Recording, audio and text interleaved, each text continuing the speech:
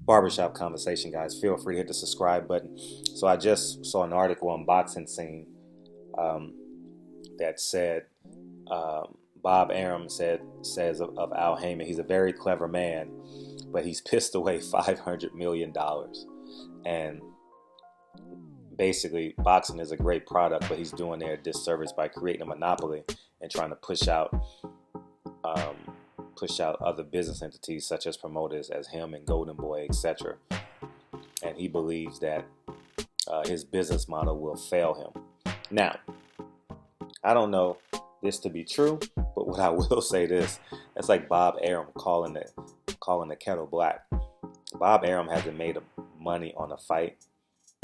I don't know about, obviously Top Rank puts on small boxing venues all over the country. I'm not familiar with them, but the big fights, the Tim Bradleys, the Jesse Vargas, the Manny Pacquiao, the Terrence Crawfords, they have made money. But I don't believe Bob Arum has made money. He's lost money on probably his last 3 or 4 fights. You know, from Saddam Ali, Jesse Vargas, to so on and so forth. And his ace in the hole, Manny Pacquiao, HBO forfeited the contract and says we want no parts of him. He's negotiating to get a network deal now. So if Al Hayman's business model is bad for boxing, Bob Arum's is, I don't know what the term would be. What would be worse?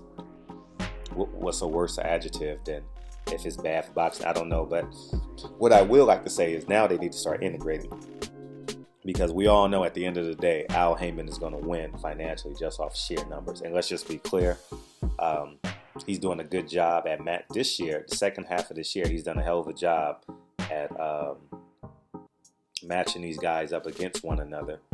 And 2, he's done a good job at protecting his fighters. You don't see his fighters fighting 4 times a year.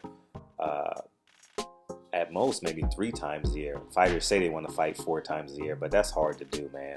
To go from training camp to training camp, get 1 week off, spend time with your loved ones, and jump right back into training camp, that's hard to do, man. You know, every 3 months you're fighting, and training camp is 6 weeks, and you got to heal. Fighting 4 times a year at the height, on the biggest stage, at the biggest level. I don't know if you guys fully understand that. Fighting 3 times a year is probably optimal these days. You know what I mean? With the hidden steroids such as like supplements and stuff like that, and you know, people creating competitive advantages through the lab and consistently taking your body through that. That's hard to do, man. 2 times a year is good. 3 times a year is great. You know, and I know guys are going to say, well, the people back in the day fought 1,000,000 times. Well, they wasn't getting paid $1 million. And 2, the athletes today are much faster, quicker, stronger. You know what I'm saying? And everything has to match up. The money, the risks, and the reward all have to match up. So I can see early on in your career when you're fighting taxi cab. Well, I can't say nothing bad about taxi cab drivers, because Robert Guerrero literally fought a taxi cab driver and lost. But Deontay Wilder fought a taxi cab driver and won. But I mean, if you fight bumps, but at the heights of the level, that's tough to do, man. So, but getting back to my point, at the end of the day, Al Hayman's gonna win just off sheer numbers. Over 200 fighters, you have to come to him and negotiate a deal. Top Rank is gonna have to negotiate a deal for a Manny Pacquiao and or Jesse Vargas fight with one of his fighters. And no matter where anyone goes, Eddie Hearn, Kell Brook, and Anthony Joshua, I believe those are his 2 biggest stars. Help me if I'm wrong, but they have to go to Al Hayman to get a fight. You know, not unless, obviously heavyweight, you can get a big fight out of Tyson Fury. He's still very polarizing. But he's going to have to go through them. That green belt is probably the most lucrative and most visual belt, you know, just off of color. You know, WBA belt is red, WBO belt is black. Correct me if I'm wrong, but that green belt is potent right now, and it always has been. You know, so I think Bob Arum needs to look at the reflection in the mirror. His business models has failed him. I don't know what the new business model is for boxing. You know what I mean? Because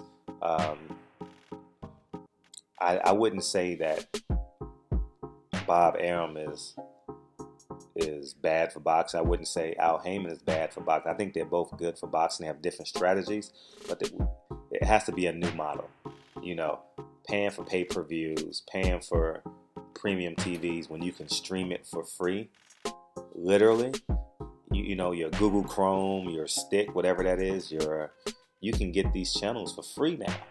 You know, so it has to be a new model. I think free is the best way. Not unless you have a mega fight like a Floyd Mayweather, Manny Pacquiao, but or Canelo, Triple G.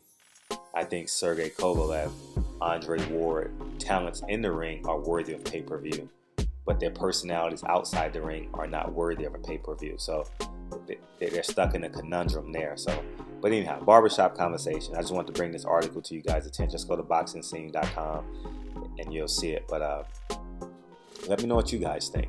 And I talk to you guys, so appreciate your support. Peace out.